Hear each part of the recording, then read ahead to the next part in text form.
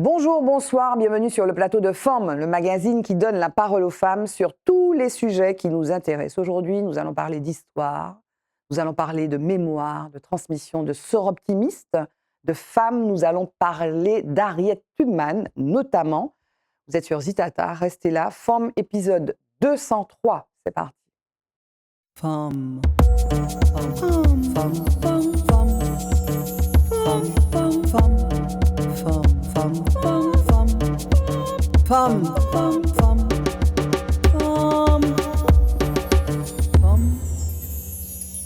Femmes, avec deux femmes, comme tous les mardis sur Zitata.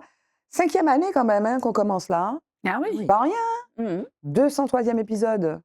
Qui dit Bien. mieux? Qui dit mieux, Pascal? Non, mais c'est très bien. C'est bien, hein? Ouais. Voilà, la fille qui cherche les compliments, c'est très bien.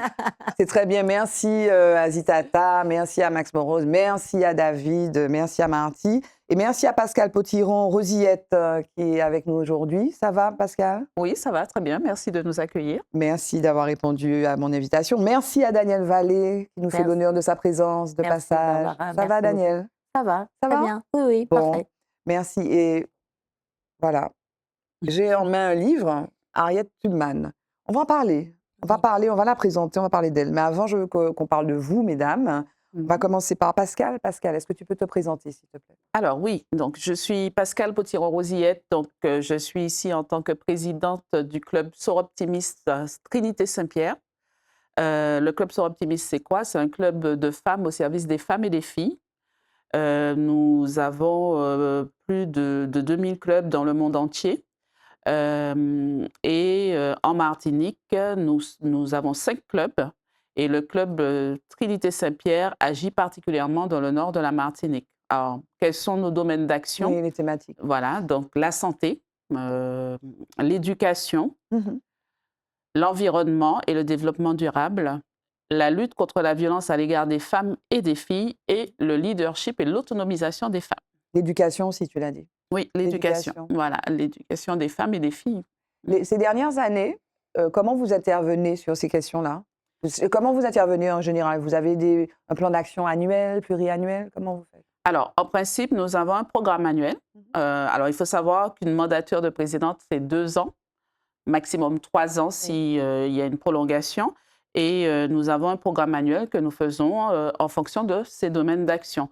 Nous, par exemple, en 2024, nous avons pour la santé fait une conférence sur le cancer du sein avec 2 jeunes femmes à tête de cancer qui sont en train d'écrire un livre sur leur histoire.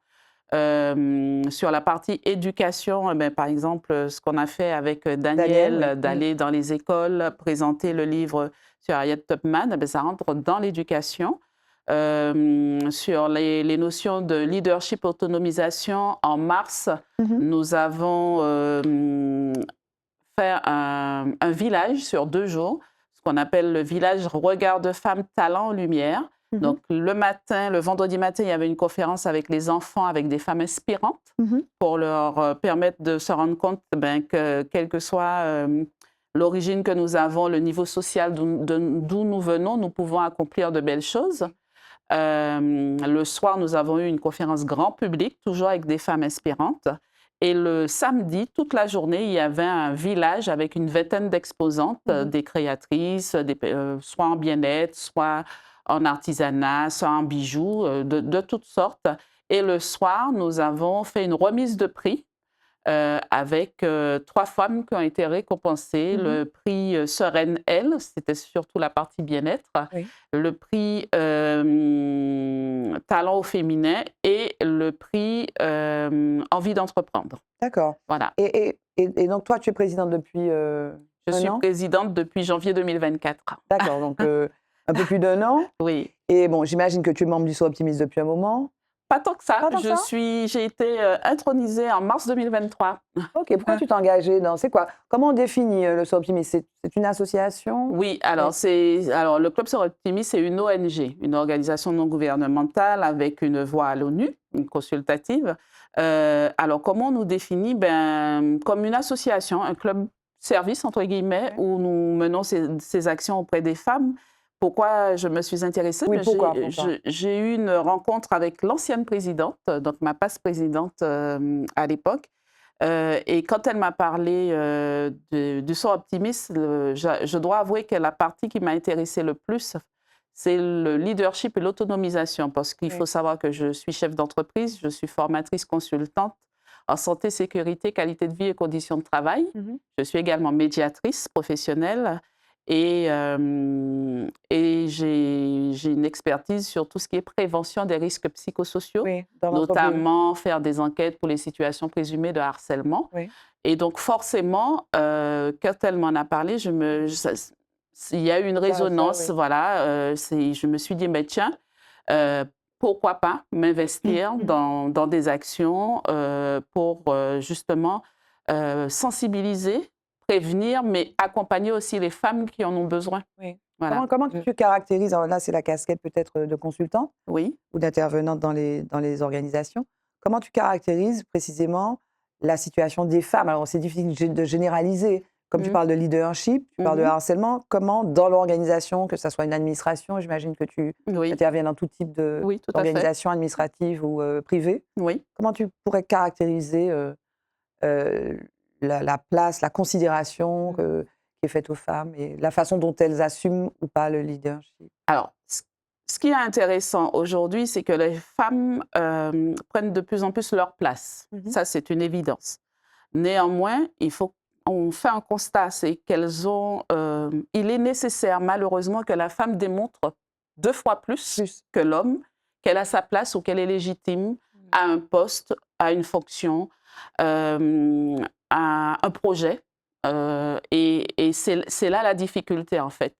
Et aujourd'hui, je rencontre beaucoup de femmes, que ce soit dans le milieu public ou privé, qui me font cette observation de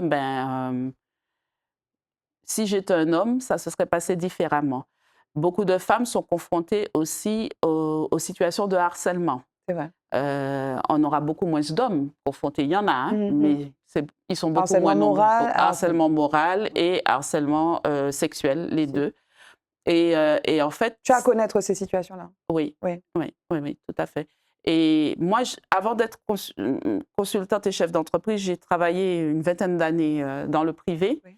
J'ai été une dizaine d'années cadre responsable de service et je sais que pour avoir une promotion, pour justifier que nous avons le droit à la parole, quand on est dans un monde d'hommes, c'est très difficile. C'est très difficile. Et je pense que Daniel a des anecdotes, on a eu l'occasion d'échanger dessus, où il faut tout le temps prouver qu'on est capable de. Et alors que l'homme n'aura pas forcément à prouver qu'il est capable de. Oui. Moi, je me souviens très bien d'un directeur qui m'a dit mais vous pouvez pas être comme ça responsable d'exploitation. Donc c'était dans une société où il y avait des transports de déchets notamment. Vous ne pouvez pas être comme ça responsable d'exploitation. Ce n'est pas avec des talons et une mini-jupe que vous allez mettre vos mains dans le cambouis. Bon, je lui ai répondu, vous mettez des chemises bleues à manches longues, vous ne mettez pas la main dans le cambouis pour autant. Mais c'est un peu ça. C'est les stéréotypes qui sont vraiment intériorisés. Oui, et et on a quelque chose de plus lourd, c'est être une femme noire, être femme et noire, et je crois antillaise aussi. Oui. Parce que il faut démontrer qu'on a dépassé ce statut de femme noire, il faut démontrer qu'on a dépassé ce statut d'afro-descendant, il faut démontrer que nous sommes une femme qui compétente, légitime. Voilà.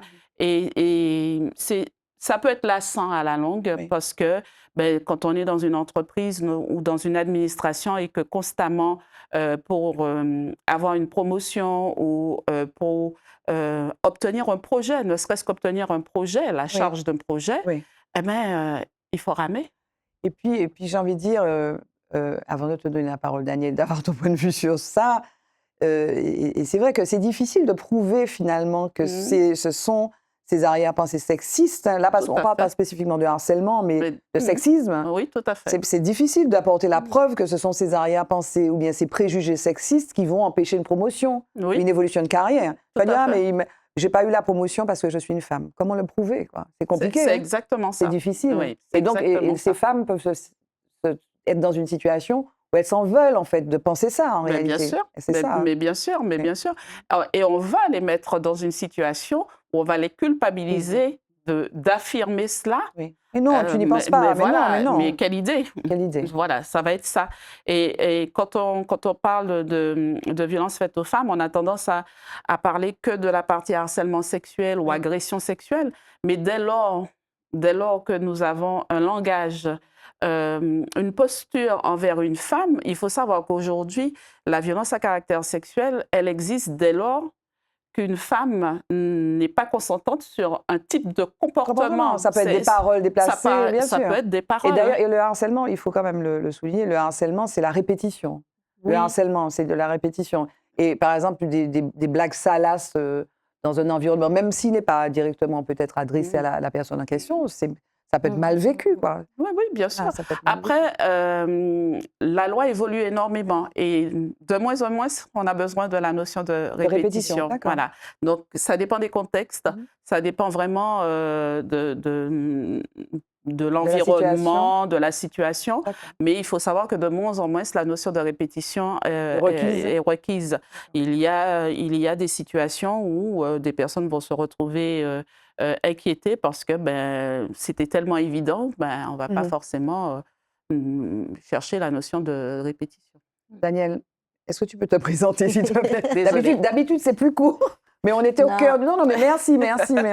On était au cœur d'un sujet qu'il faut aborder. Tout à fait. Grâce à. Tu as vu, tu as mis ta casquette d'abord de sur optimisme, mais tu vois, tu aurais dû commencer par la deuxième casquette. Les deux me passionnent. Daniel Vallée, est-ce que tu peux te présenter, s'il te plaît? Oui.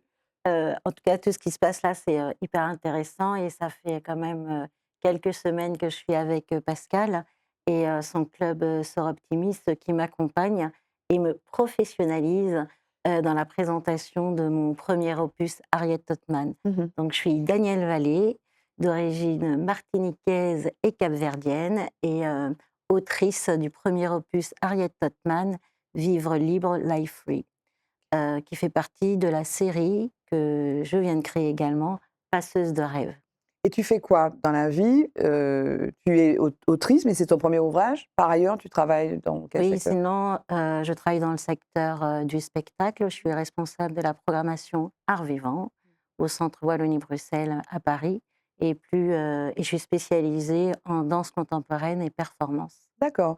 Et alors, tu n'as pas insisté, mais tu as mentionné que tu étais métisse, donc Cap-Vert et Martinique. Oui. Par qui alors Alors, par mon papa. Oui. Je suis martiniquaise par mon papa et je le précise parce que c'est ma première tournée. Oui. Et, C'est la première fois que tu viens ici? Non, Non. tournée par rapport au livre. Ah, au livre, d'accord. Non, mais non, ok. je suis déjà venue. Tu es déjà venue Oui, ici, mais tu n'as pas j'ai vécu ici? Si, à un moment donné, j'ai vécu 7 ans ici. 5 ans? 7 ans. D'accord. 7 ans. Et pour des raisons personnelles. Oui. Et en fait, ça me tenait vraiment à cœur déjà de dire que j'étais martiniquaise et de présenter mon ouvrage et faire une tournée en Martinique. Okay. Ça, c'était très important pour moi. Et Pascal et le club Sort Optimiste m'ont donné cette chance en m'organisant une tournée de 2 semaines. Pourquoi? Alors, comment ça s'est fait? Tu connaissais déjà Daniel? Alors, ce qu'il Pas faut... du tout. Je ne connais Daniel que depuis le mois de mars.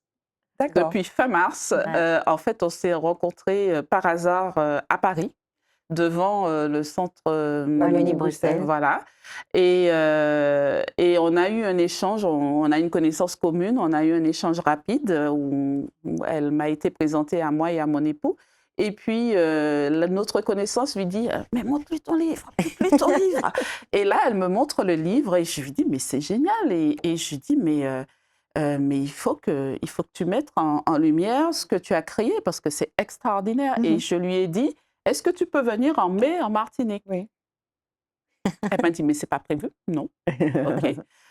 Voilà. Et puis, j'ai eu l'occasion de parler au maire de Saint-Pierre du projet parce qu'on s'est rencontrés lors de la visite de notre présidente nationale du Sort Optimiste France. Et je lui dis, j'ai une petite dame là, elle a écrit un livre, je trouve ça génial. C'est une figure de l'abolition de l'esclavage. Il m'a dit, ah, ça m'intéresse. Et c'est Pour le parti mai de comme ça. Saint-Pierre. Voilà, Il pour y a le eu- mai il y a de tout un Saint-Pierre. mois autour de ces Et questions. voilà, et le lendemain, il m'appelle, il me dit, on voudrait qu'elle fasse une action avec les enfants, avec les lycéens et les collégiens, et une conférence dans le cadre du mai de Saint-Pierre. Et donc, j'ai appelé Daniel, j'ai dit, tu es obligée de venir. Et depuis, elle est en tournée. Elle est allée à Grand-Rivière, elle est allée Oui, partout. je suis allée Voilà. partout. Au Marin, je suis allée partout. D'accord. Et pourquoi Harriet Tubman? Alors, Harriet Tubman, déjà, je rencontre Harriet Tubman dans le livre de Lilian Thuram, Oui. Les 50 étoiles noires. Et ensuite, on a un projet avec un metteur en scène, François Ebouélé, de mettre en lumière Harriet Tubman en pièce de théâtre. Et ça nous a pris 4 ans. Et le constat, c'était que, voilà, les parents vont venir voir le spectacle qui s'appelle Harriet Tubman, passeuse de l'ombre.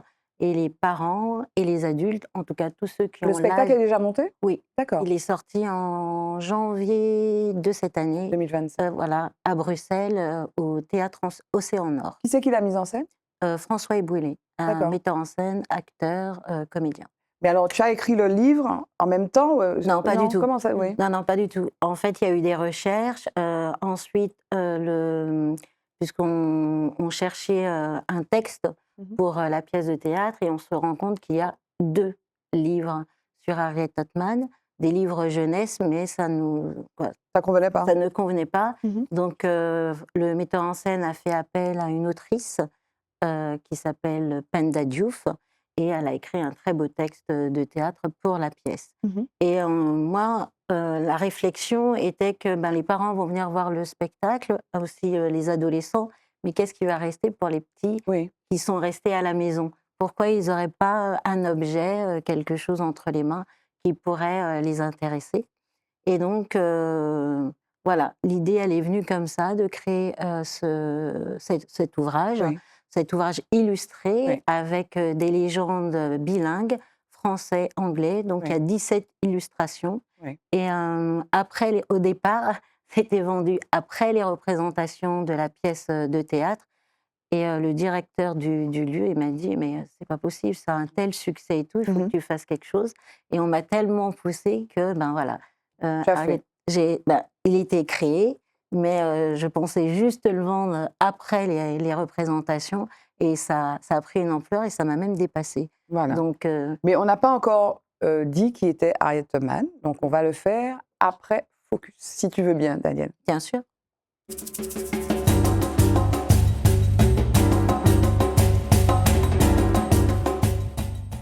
Alors, on va parler d'Harriet Tubman, on va vraiment essayer de la découvrir, et puis on va essayer aussi peut-être de parler d'autres femmes, d'autres figures, peut-être qu'il y a des projets d'ailleurs, mais dans Focus, on parle d'autre chose, si vous le voulez bien. Là, je suis tombée sur une info donc, qui a été reprise. La première info est sortie dans le Washington Post aux États-Unis. Elle a été reprise par des médias français, vous le voyez, donc le Nouvel Obs, le Huffington, etc. Et en fait, il s'agit de quoi? Il s'agit d'une jeune femme de 30 ans, Adriana Smith, qui est tombée malade en fait en février, qui a commencé par se plaindre de maux de tête. Finalement, elle a été emmenée aux urgences le lendemain après un appel de son mari. Donc, elle avait mal à la tête. Elle a été donc admise aux urgences. Et depuis, elle est en état de mort cérébrale. Mais il se trouve que Adriana Smith était enceinte de 9 semaines. Et alors, la Géorgie où elle était admise à l'hôpital, donc au Northside Hospital d'Atlanta, les médecins donc, qui officient dans cet établissement ont décidé de la garder en vie parce qu'on est dans un état, donc la Géorgie, un état pro-life, un état anti-avortement. Donc cette jeune femme de 30 ans, Adriana Smith, qui avait déjà un enfant, elle est gardée en vie parce qu'ils estiment que ils estiment que le fœtus est une personne, donc on ne peut pas l'avorter parce qu'il faudrait l'avorter, alors même qu'elle ne peut pas réagir, qu'elle est en état de mort cérébrale depuis février et on est en mai. Février, mars, avril, mai. Et à l'époque, elle était enceinte de 9 semaines. Donc peut-être qu'on attend, donc peut-être qu'ils attendent que effectivement le bébé arrive à terme, sans d'ailleurs avoir aucune garantie, aucune assurance que le bébé sera viable. Qu'est-ce que vous pensez? Donc loi anti-IVG avec ce mouvement pro-life qui est extrême là, parce que cette femme ne peut pas, bien sûr, elle est dans un état anti-IVG. Qu'est-ce que ça vous inspire, Madame la présidente du Sor Optimiste, qui est contre les violences faites aux femmes Complètement, voilà. complètement. Là, enfin, il y a tellement d'émotions qui me traversent en même temps, parce que comment on peut décider de disposer du corps d'une femme, on dirait un objet en fait. Alors là, j'ai l'impression qu'on l'utilise comme une couveuse. On laisse un bébé grandir sans savoir comment il sera. À quel moment ça s'arrête? À quel moment on va arrêter de disposer du corps des femmes? Je suis vraiment, je suis surprise. Parce que là, l'objet, enfin, en tout cas, la relation qui en est faite dans les articles, c'est vraiment, elle est comme une couveuse là. On attend que l'enfant naisse. On dirait Alien, tu sais, on dirait le film Alien, tu sais. On attend, voilà, on attend, mais en fait, ils sont absolument pas sûrs de comment ça va se passer d'ailleurs. Si le bébé va arriver à terme et s'il sera viable. Ouais. C'est inimaginable, en fait. Pour moi, c'est inimaginable. Parce que, déjà, cette femme, elle ne peut pas partir tranquillement. Deuxièmement, pour la famille, ça doit être quelque chose de terrible. Je ne sais pas quelle est la position de son époux. Oui, mais franchement, les femmes, on a eu des femmes, hein, notamment Ayatollah, qui ont lutté pour les droits des femmes. Notamment pouvoir décider si on veut avoir un enfant ou pas. Les États-Unis reviennent sur ça. Hein. Ah ouais, j'ai vu ça. Avec Trump, avec le retour en arrière de la Cour suprême. Bien sûr, mais bien sûr, mais ça veut dire qu'on recule. Oui. Ça veut dire qu'on recule. Qu'est-ce que tu en penses, Daniel? Déjà qu'on décide pour elle, puisqu'elle en même est temps, elle est dans en état de mort cérébrale. Voilà, cérébrale, donc je me dis déjà que c'est complètement fou, quoi. Comment on peut prendre une décision? Maintenant, est-ce que sa famille est d'accord? Est-ce que son époux j'avoue que je ne sais pas. J'avoue que je n'ai pas lu de choses sur ça. Parce que ça emmène quand même pas mal de questions. Et moi, ça me laisse sans voix.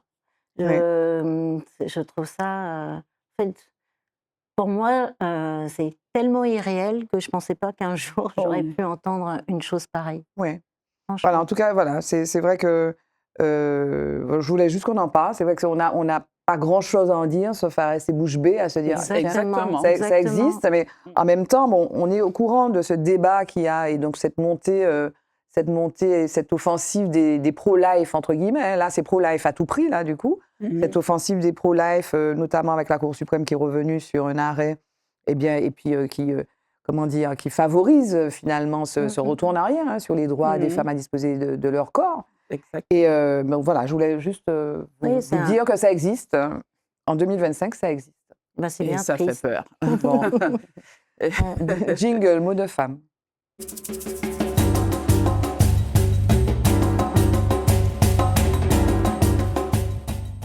Voilà. Non, mais on est sous le choc, en fait. Excusez-nous, mais on est encore sous le choc. Mais moi, quand j'ai vu ça, je trouvais ça absolument sidérant. Alors, est-ce que vous voulez regarder une bande-annonce Bien sûr. d'un film, au hasard? Harriet.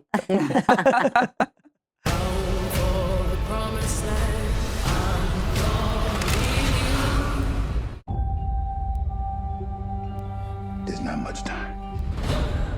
You got to be miles away from here before dawn. Where is she? Follow that North Star. If there are no stars, just follow the river. Listen for them. Fear is your enemy. Whoa, easy now. I'm gonna be free or die. I don't know if you know how extraordinary this is, but you have made it 100 miles to freedom all by yourself. Would you like to pick a new name to mark your freedom? Harriet Tubman. You are welcome here anytime. If I'm free, my family should be too.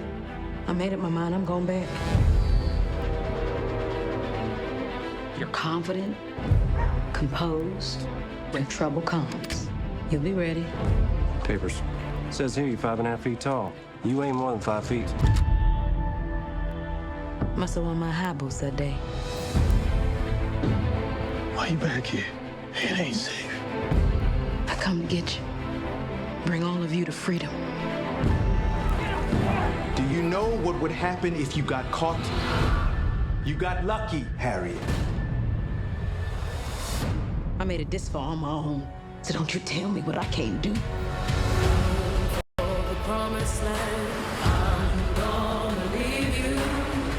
Harriet, welcome to the Underground Railroad.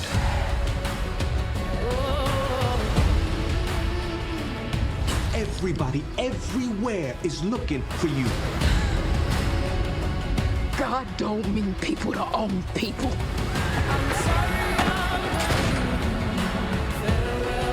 Find this thief and burn her at the stake.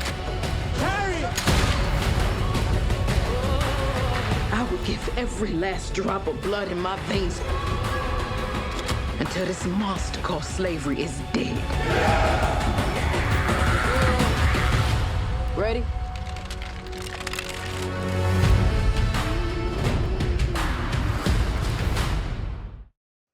Voilà, c'est sorti l'année dernière. Je suis en train de... Vraiment incroyable le film, Ouais. avec Cynthia Erivo. Mais tu me disais, ton Vivre libre, Life Free, est sorti avant le film. Oui, j'avais pas encore vu le film quand j'ai écrit cet ouvrage. Oui. Cet ouvrage illustré. Illustré, Voilà. illustré et avec des légendes bilingues, français-anglais. Anglais. Et normalement, l'année prochaine, je peux l'annoncer, hein, Oui, Pascal. bien sûr. L'année prochaine, il sera traduit également en créole. Ben oui. Donc, il y aura français, anglais et créole. Alors, qui est Harriet Tubman? C'est une héroïne, on l'a vu. C'est qui? C'est une héroïne, une icône de la lutte contre l'esclavage aux États-Unis. Oui. Donc, Harriet Tubman a eu plusieurs vies. Elle a milité contre l'esclavage. Elle a également, comme on a dit tout à l'heure, milité aussi pour les droits des femmes. Des femmes. Hein. Des femmes, c'est important, peu importe la couleur, mais c'était des femmes. Et aussi, elle a lutté pour que les femmes américaines aient le droit de vote. Alors, elle a vécu, Harriet Tubman, elle a vécu de 1822 à 1913. Elle était dans quel état? Elle était dans un Elle était dans l'État du Sud, donc Du Sud, l'État ouais. esclavagiste, Oui. et elle est née dans le Maryland. Et en fait, elle s'est échappée. C'est une marronne, en fait. C'est une marronne. Exactement. Elle a fui la plantation où elle était. Et puis, elle a essayé une première fois, elle a essayé une deuxième fois. Elle était blessée aussi. Tu racontes tout ça dans Alors, le livre? Non, dans le livre, Non. je ne raconte pas tout Non, ça. tu ne racontes pas le détail, bien sûr. Pas le parce que, détail, ouais. mais en tout cas, les grands moments d'Harriet Tubman, Oui. pour que les enfants et les parents qui vont lire l'histoire, en fait, après, aillent chercher, parce que je ne suis pas Oui, une historienne, historienne, et c'était vraiment pour que les jeunes et les petites filles, et aussi les garçons, mais en tout cas les petites filles, aient un modèle de Oui. femme forte, résistante, et qui a lutté contre l'esclavage, puisque souvent on pense qu'on a subi l'esclavage. Et Oui, quand mais il y a deux choses, excuse-moi de prendre le temps de dire ça. Il y a deux choses avec Harriet Tubman. Elle est d'abord marronne. Donc, elle fait plusieurs essais, d'ailleurs. À un moment, elle est blessée à la tête, j'ai vu, elle a même des crises d'épilepsie, j'ai bien lu, hein, des crises d'épilepsie. Et puis, donc, elle part et elle brave, quoi. Elle brave, donc, elle brave les chiens et les chasseurs d'esclaves. Parce qu'elle sait que si on la reprend, peut-être on peut la tuer, bien sûr. Exactement. Et puis, après ça, donc, elle fait ses différentes tentatives, et puis elle marche pour rejoindre un État qui est Non. abolitionniste, En Pennsylvanie. en Pennsylvanie. Et puis, elle milite. Là, elle devient abolitionniste. Mais avant d'être abolitionniste, elle est marronne. C'est ça aussi qui est intéressant. Elle est devenue aussi militante, c'est ça? Exactement. Oui. Et pour parler aussi de sa blessure à la tête, c'est quand elle a à peu près une douzaine, elle a 12 ans, et elle reçoit un poids sur la tête, parce que ça, c'est important de le rappeler. Elle a reçu un poids sur la tête et elle est blessée. Elle reste alitée plusieurs mois. Et à l'issue de ça, elle fait des crises d'épilepsie. Oui, oui. Donc au départ, on ne sait pas, on ne nomme pas Oui. ça comme crise d'épilepsie. Et donc, on va vraiment la prendre un peu pour une folle, parce que Oui, dès oui. qu'elle fait une crise, mais elle est très croyante, Harriet Tubman, et elle est persuadée que quand elle fait une crise d'épilepsie, lors de ses évasions, c'est toujours pour marquer qu'il y a un danger.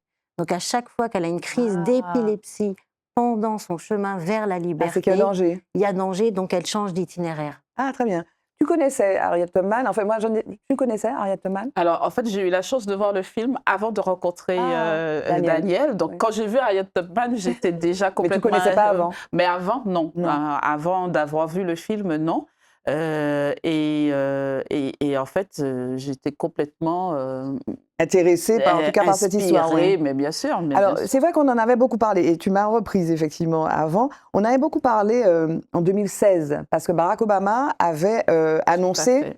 qu'elle allait Figurer. figurer sur les billets de $20. Effectivement, ça avait donné lieu à plein de débats, et puis les militants, effectivement, de la cause afro-américaine, en fait, étaient très ravis. Et puis finalement, Donald Trump est passé par là, bien entendu. Alors, si c'est le cas, ça pourrait l'être, mais dans quelques années, quoi. C'est clairement pas sous le mandat de M. Trump. Mais pourquoi Harriet Tubman? Est-ce que tu es capverdienne, martiniquaise, française?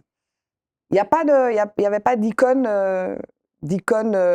connue pour Mais toi? bien sûr, c'est juste le début. C'est le début, C'est le début d'une série. Oui. Au départ, j'avais dit que dans la série Passeuse de rêve, il y aurait 10 femmes extraordinaires, mais j'en vois tellement, il y en a tellement autour de moi. Et aussi, c'est un projet collaboratif parce que à chaque fois, on me donne des noms, parce que bien sûr, je ne connais pas toutes les femmes.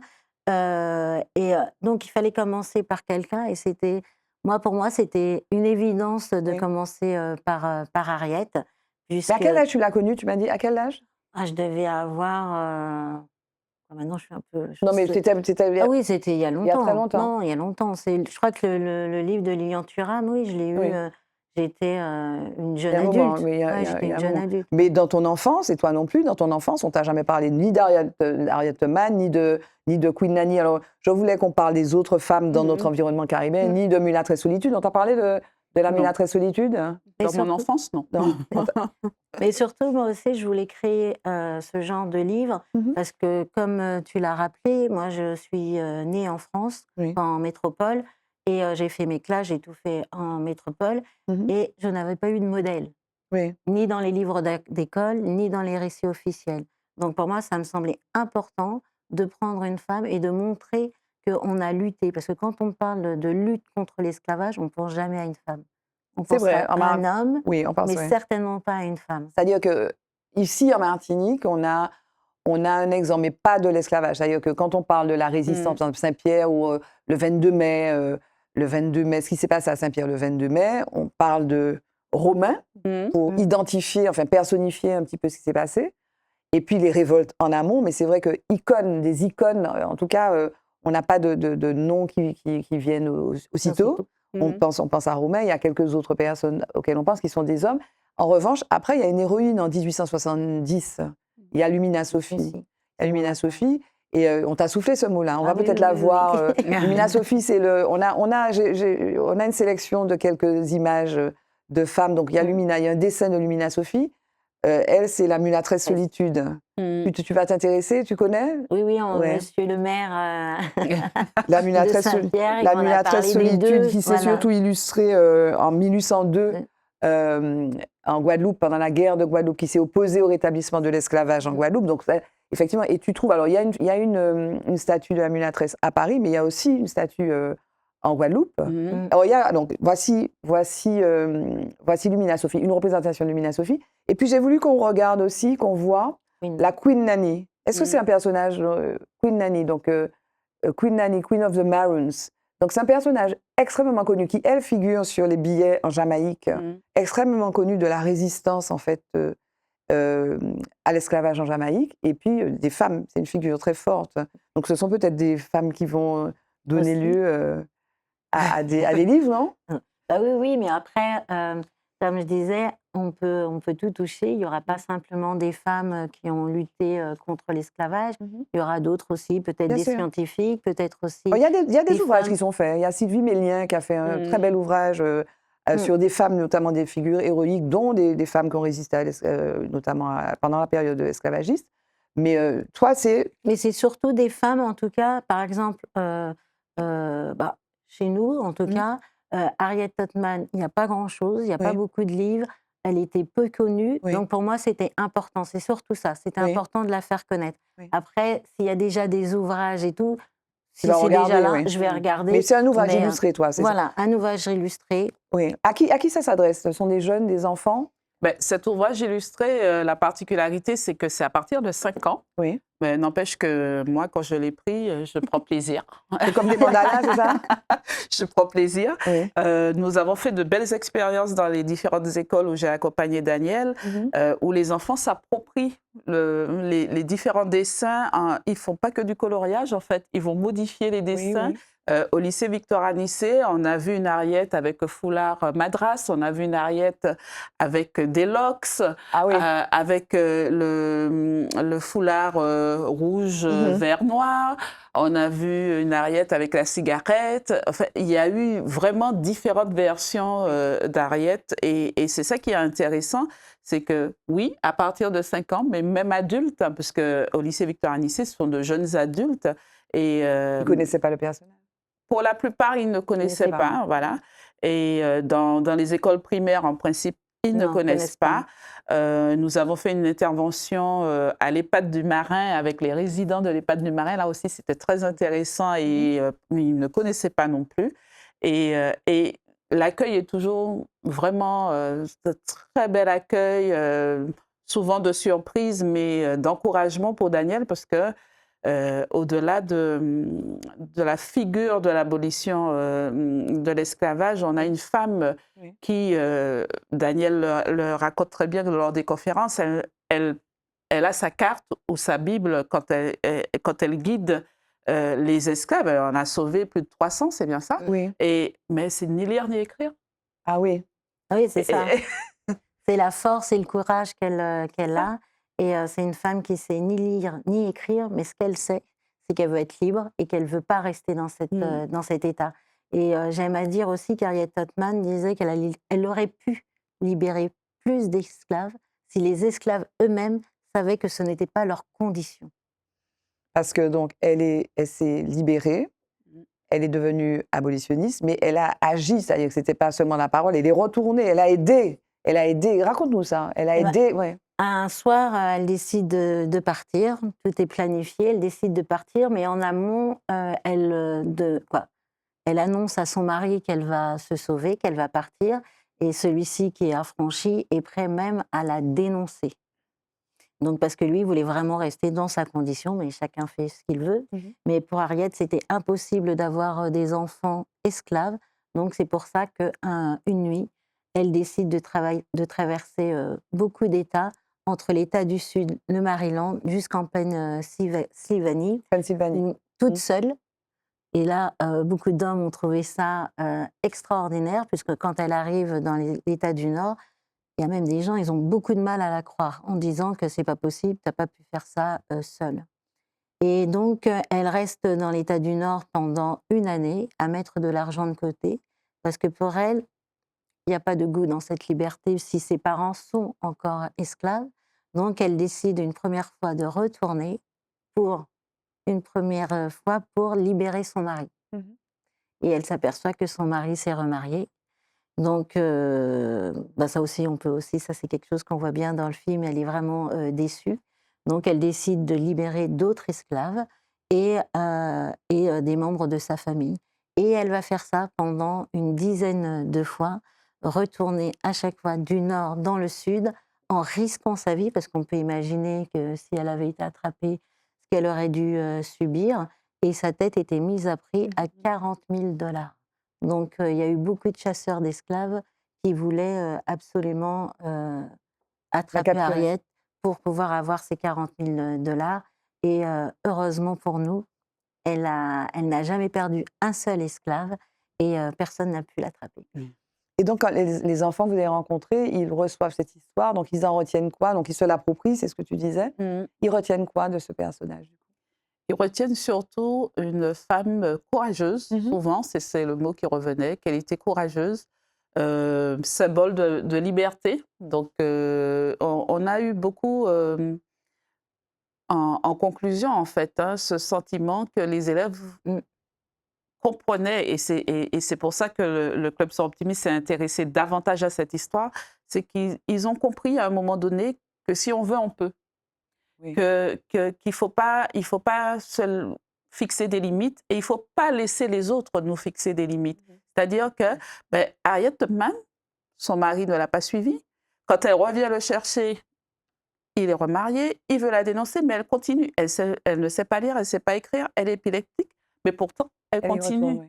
Voilà. Et elle va jusqu'au bout. Oui. Et c'est pareil pour Daniel. C'est pour ça que je dis que je mets deux femmes en lumière en faisant cette opération avec Daniel, parce que Daniel aussi, cet album, elle l'a fait toute seule sur ses fonds propres. Et là, je me dis, il faut aller jusqu'au bout de Oui, ses rêves. c'est aussi c'est un exemple. Voilà. Mais c'est aussi intéressant à travers le témoignage, en fait, cette histoire d'Harriet Tubman, ce que tu disais. On peut avoir, jusqu'à nous, il y a l'idée, effectivement, de l'esclavage, c'est un crime contre l'humanité. La France l'a reconnu en 2001 avec la loi Taubira. Oui. Mais on peut avoir parfois le sentiment, voilà, ils ont été maltraités, ce qui était le cas. Mais ils ont résisté. Ils ont résisté. Et si on est là Exactement. pour en parler, c'est qu'ils ont résisté. Tout à fait. Alors peut-être que le problème, c'est que le récit, elle ne savait ni lire ni écrire. Donc peut-être quelqu'un a écrit son histoire.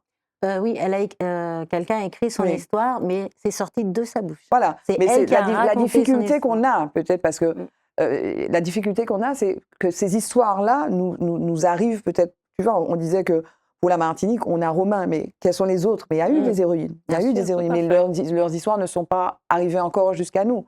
Alors, ceci dit, les historiens travaillent beaucoup sur le récit, la relation des procès. Tu sais, pour pouvoir savoir comment les choses se passaient sur les habitations, notamment en Martinique, il y a une source qui est inestimable pour eux, pour les historiennes et les historiens, c'est les comptes rendus de procès. Et qui donnent à voir les actes de résistance, en fait. Et il y a des noms parfois qui sont mis, noms dont un dont on parle assez régulièrement ici, c'est Émilie, en fait, une esclave qui a tenté d'empoisonner sa maîtresse. Mais c'est ça. Et qu'est-ce que ça change dans la tête des enfants de savoir qu'il y a eu ces actes héroïques et que ces esclaves se sont révoltés, qu'ils ont résisté? Ça peut changer des choses, non? Ah oui, moi je pense que, en tout cas c'est le sentiment que nous avons eu toutes les deux, que ça a créé certains déclics en fait. Les enfants, même dans leur dessin. activité de coloriage et de dessin, on sent qu'il y a un espoir, qu'il y a une fierté, qu'il y a une motivation aussi. On a vu plusieurs réactions. Au lycée Victor Anissé, la rencontre était juste magnifique. D'ailleurs, Daniel a eu la larme à l'œil, la petite larme, parce que ils ont chanté. Ils ont chanté la chanson du film. Il y a eu une chorale à notre arrivée et ils étaient complètement investis. Et il y a eu des questions sur comment vous avez fait pour créer le livre? Comment ça s'est passé? Quels ont été les freins?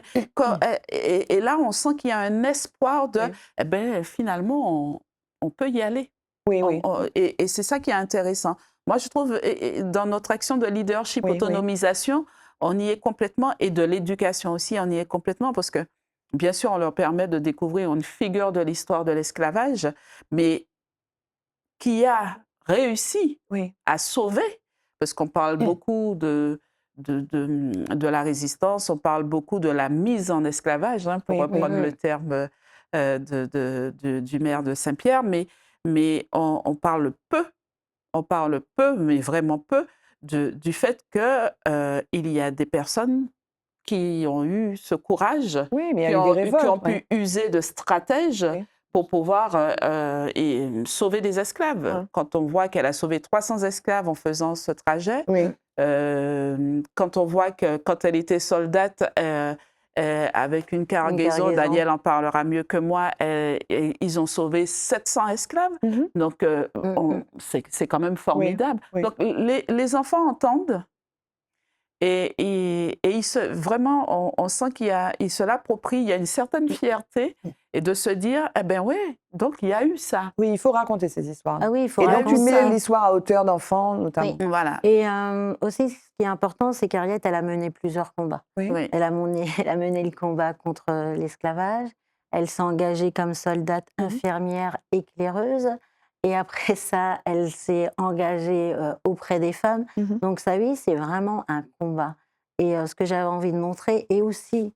Pour le droit de vote des femmes aussi. Exactement. Et aussi, ce que je voulais montrer dans mes illustrations, comme vous pouvez le remarquer, c'est que le visage d'Harriet Tubman n'est jamais dessiné. Et ça a été une volonté.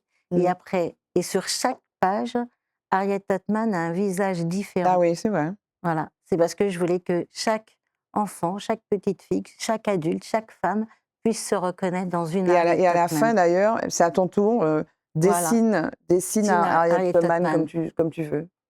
Voilà. Voilà. Et donc, et ça sera pareil dans tous mes ouvrages. Je ne ferai jamais le vrai visage ouais. de la femme que je veux défendre, parce que justement, je crée ces ouvrages pour qu'on ait des modèles et pour qu'on puisse se reconnaître à travers chaque femme. Donc le deuxième est déjà en cours.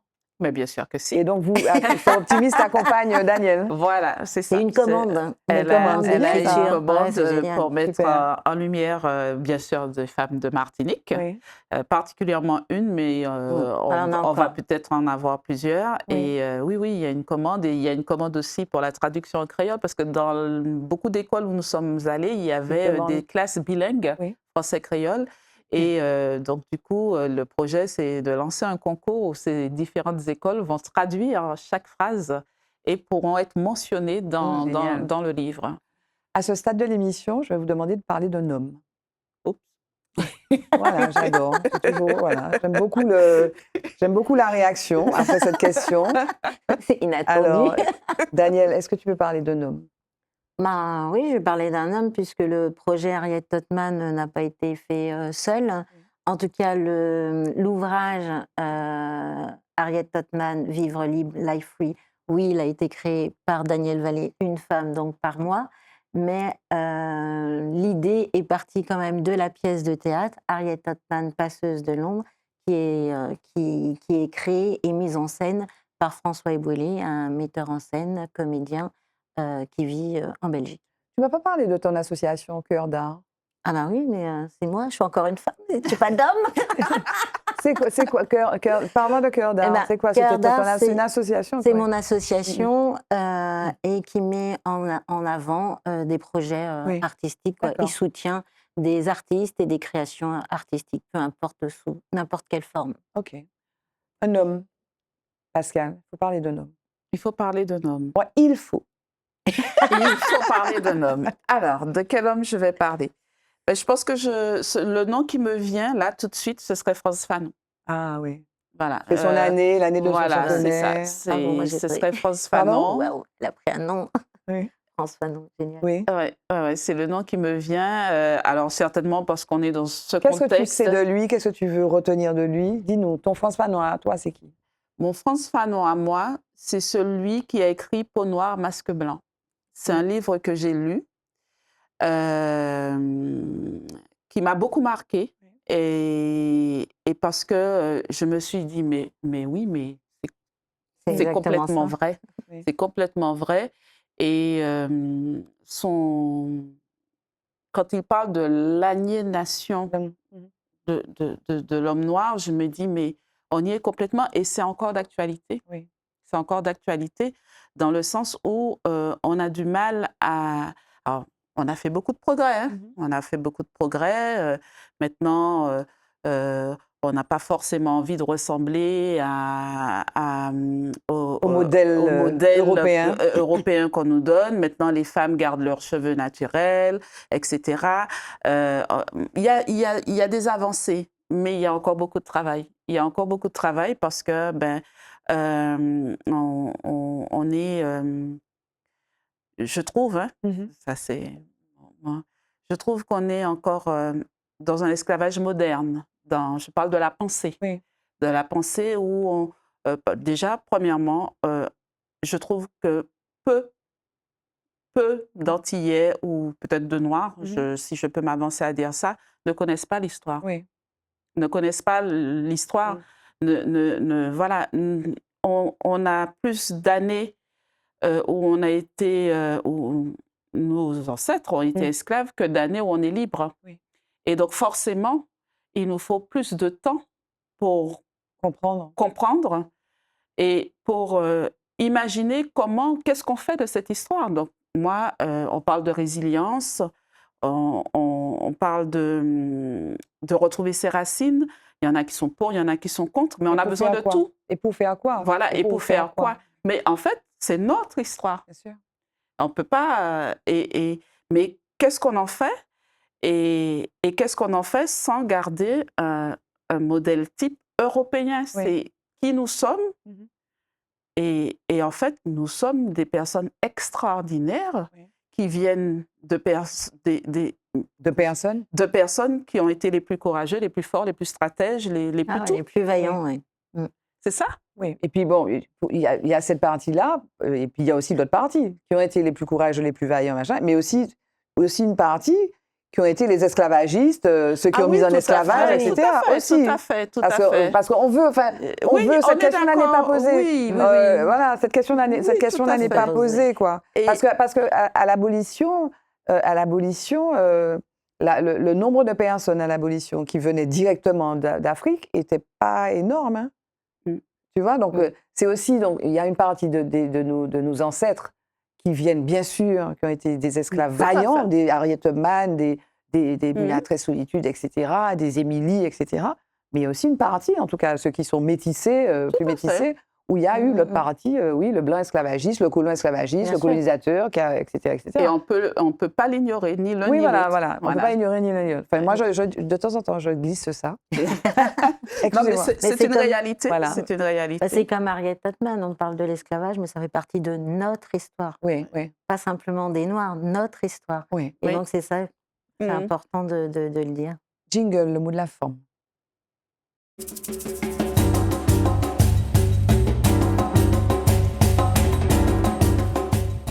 C'est quoi le mot de la forme? Eh bien, c'est une façon de dire le mot de la fin. Oui, c'est fini. Il nous reste 1 minute, mesdames. On a beaucoup parlé quand même. Hein?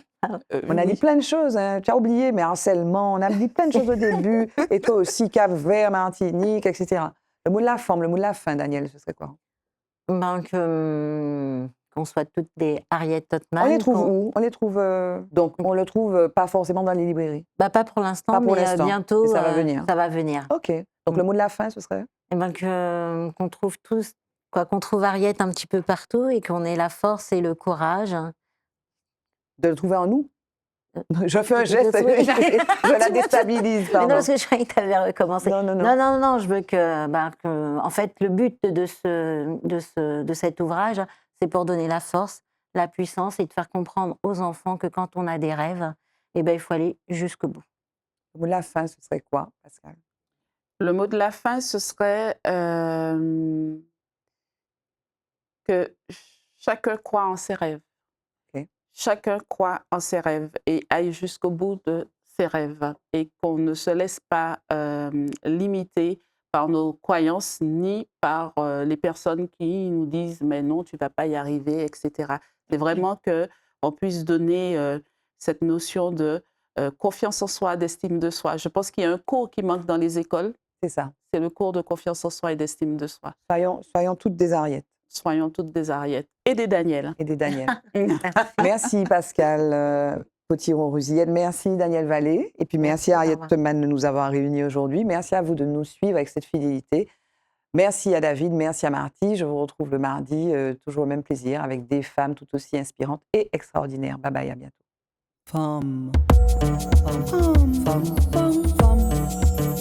Femme, femme, femme, femme, femme,